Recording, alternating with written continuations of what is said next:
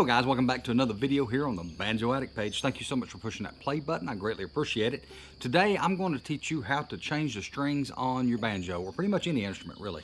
It's a pretty simple situation, but I've seen a lot of instruments that how they wrap their strings around this and all the stuff they've done. I've bought a couple of instruments here recently, and it's odd to say the least of how people do their strings. So I've done a video on what it sounds like, the difference between the instrument when you change strings, but I haven't done one that actually showed you how to change the strings, and that's what we're going to get into today. I just recently acquired this banjo, which is a Gumby style peg head good time banjo.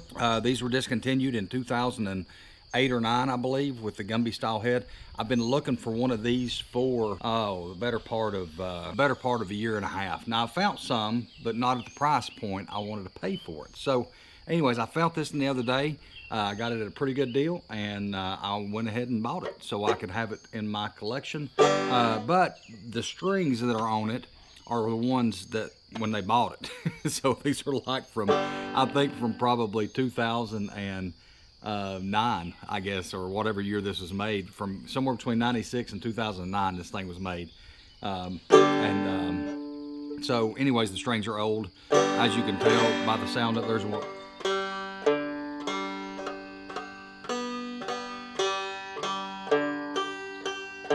Strings are just kind of dead. So anyways guys, let's get into it. Just a couple of things before we get started, just to show you. If you don't have one of these, it's a string winder. You put it on the peg of your banjo, and you can wind and unwind the strings with it. It makes life so much easier, I promise you. You can do it without it, but it makes it so much easier if you have one of these right here to do it with.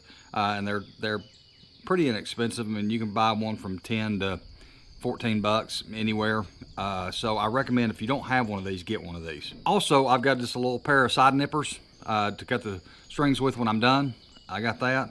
And then I use the D'Addario medium strings is what I use. I know they say don't put medium strings on a good time banjo, but I've seen a lot of people use medium strings on a good time banjo and say they don't have a problem with it.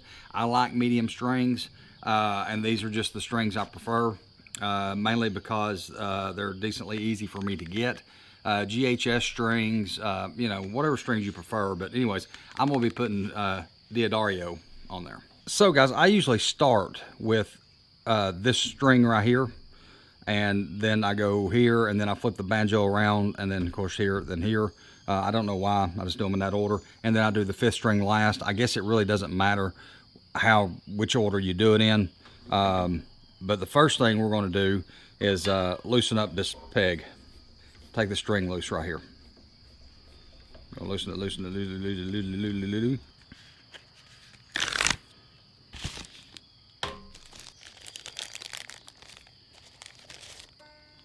Now the D'Addario strings come with tags on them. You can see the colored tags. That tells you which string goes where, so you don't have to guess which string goes where. I don't know how most other things do it, but that's how they do it. They got color tags on it, and you just follow what they tell you on the tag to do the black one. Now, something here too, guys, on your tailpiece, and I seen somebody post this on something the other day, forum or somewhere. I seen it, but they had all their strings run wrong over their tailpiece, and most of these tailpieces, especially these long ones like this, if they have something stuck out here like this generally means that your string is going to come out and go to the bridge, but it's going to come out from underneath the front edge of this. So it's usually you hook it in the back, run it across, and then however they've got their little design cut out on their tailpiece, but it usually goes down and goes under this piece right here, and then always comes out from underneath the front edge. And this middle string's got to cut out for the compensation for the 3rd string, so it lays back, but I mean, that is what it is. But anyways, if you're doing this, just be sure to really pay attention to your tailpiece of how they run these when you go to put it back on, because I seen somebody the other day that he had it down through a couple of holes and then back up across, and he had them where it was coming across the top of this before it come to the bridge. Just be sure to go that comes off. That comes off underneath. Now, just like this right here, I'm gonna take this. Now I'm gonna take my string where it hooks into here, and it's going to go across this and make a turn. To be honest with you, I go ahead and put my finger right here, and I just go ahead and put a little turn on it for myself. And then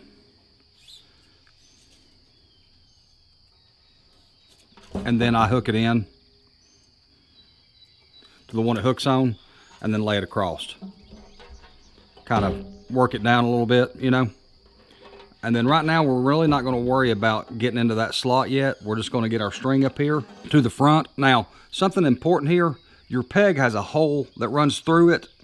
That hole in that peg, turn it to where the hole is this way on your peg. And I'll show you why here in a minute, but turn your peg to where your hole is that way. And then we're going to take our string and run through it. And be careful also when you do this that your string back there on your tailpiece, make sure that it stays hooked onto the tailpiece, because I've done this before and it come loose back there, and I go to tighten all this up and I ain't got it hooked up to the tailpiece. So just always be sure to go back and check your tailpiece. Now, the length on the string right here is an important part. Like I've got it pulled through here, like I've got from the tailpiece to here, I've got it kind of pulled, tight. I ain't got no slack in the string really. The length that you need to wrap around this, the way I've always done it, is the length between these two pegs. So I've always taken my thumb and I put it to this next peg up, and that's as long as I need this string to be. That's the slack I need in it.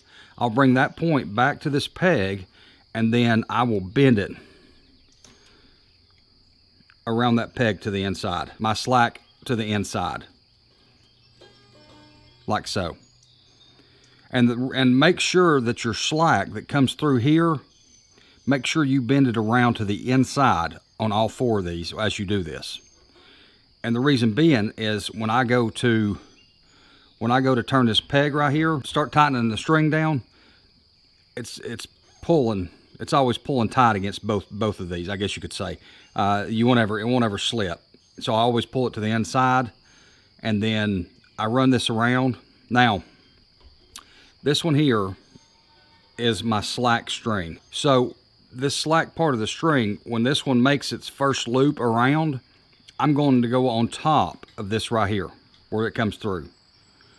Once I go one loop around on top, the rest of them are going to go underneath. So, and I'll show you what I'm talking about here. Let me get this, my little handy dandy.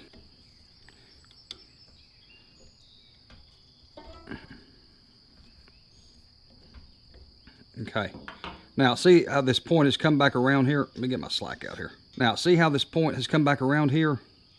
Well, I'm going to take this on top of that right there. Like so. And now that it's on top, I'm going to go underneath on it.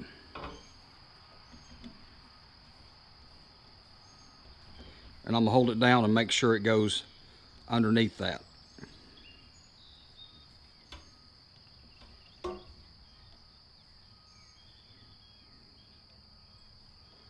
And all you got to do is just hold down and make sure it goes underneath. Okay, so now our first string is on. I'm going to take and clip this thing. I'm just going to leave me just a little bit out here. Clip that end off. And then I'm going to fold this around to the inside like so, because I don't want to get my finger as I'm trying to tune or whatever to get caught up. That's how I do every string. I just take this thing and I loosen it up. Just always remember as you're doing this that it's much better to do just one string at a time, because don't be like me when I first started playing banjo and cut all the strings off at once, and then you don't know where to put your bridge at because you've just started playing the banjo. I done that. One little thing here I was going to show you guys right quick is this third string. I had to go down through the center of the tailpiece, and so I went ahead and put me a little bend on the very tip of this thing because it don't really matter. I'm cutting it off. I put a little bend on the tip so when I go down through that hole, it gives me something to grab a hold of on that. So this little piddly widdly stuff. So like right here now, you may be asking, like there's another peg up here. How do I judge how far I need to cut this off? Well, what I do is, and of course my peg, remember, is running front to back. I just kind of bring my string around us like this and get an idea like that, or you can guesstimate it about how long you need it to be. Bring it back, fold it to the inside. Fold this string to the inside here like this. And then from there we're going to wind. Now when I do my 5th string, when I do the end on it, I wrap it around out this way, because as I'm fretting right here, I don't want this right here poking me in the finger if I'm fretting on the 4th fret right here for some reason. I've had that go around the other way, and you'll poke your dang finger in it every freaking time. All right, well, we've got it changed. Sounds good, don't it? Time to tune it up.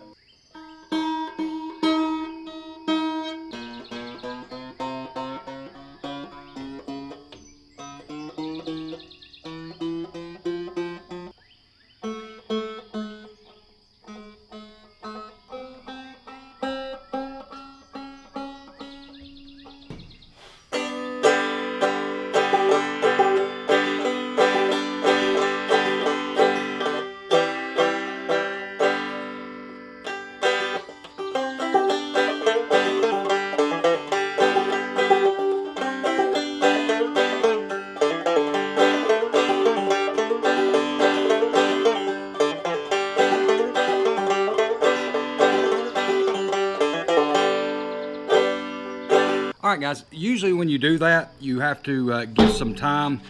Oh my gosh, my bridge. You have to give some time for the, hang on.